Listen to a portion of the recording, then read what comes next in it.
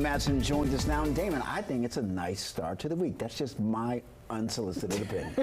It is a beautiful start to the week. It truly is. I said earlier on that this seems like another Monday where Mark's not going to be able to let it go. Oh, I know. I still remember last Monday. yes.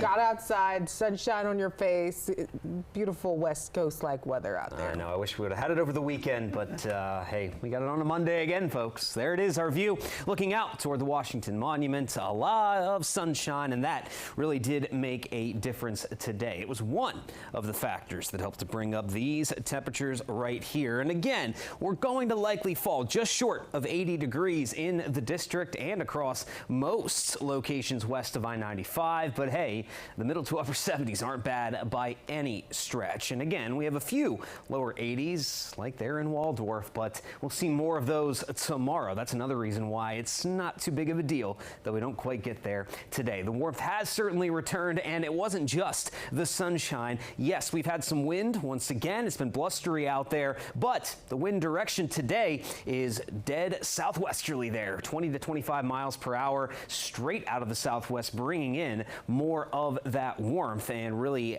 joining the sunshine to help bring up those temperatures. Now, we are continuing to see very clear skies, but there is a stream of cloud cover and a few showers that have been slowly rolling by from the Ohio River Valley all day long, and some of that shower activity is just missing us and should continue to just miss us as we head into the night, but we can't rule out a rogue shower possibly rolling in. We'll dive into that in a second, but temperature-wise, that's the big story here over the next day or so. Tonight, we're going to notice those temperatures not getting as chilly as they have been in recent nights. We'll only see these readings fall back into the 50s. Some of us may even stay in the low 60s, so a lot more mild to start out your Tuesday. Definitely not as chilly. And that sets the stage then for tomorrow afternoon. Another day of those southwesterly winds, lots of sunshine will push us easily into the lower and middle 80s, easily to the warmest day of the week for us there on Tuesday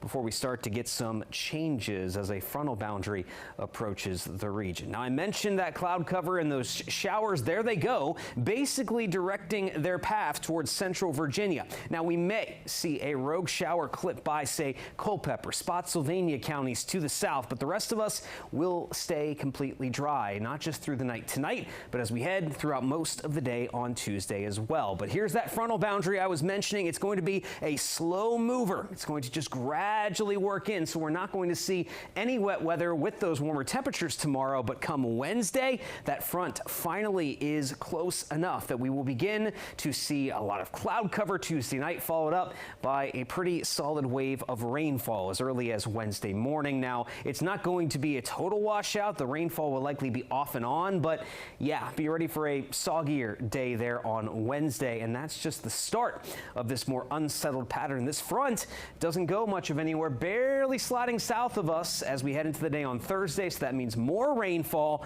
but also cooler temperatures. Highs will struggle to get out of the 50s and 60s Thursday. We stay cool as we dry out heading into the upcoming weekend, but the good news is we do see the 70s return with some sunshine in play as Mother's Day is around the corner there on Sunday.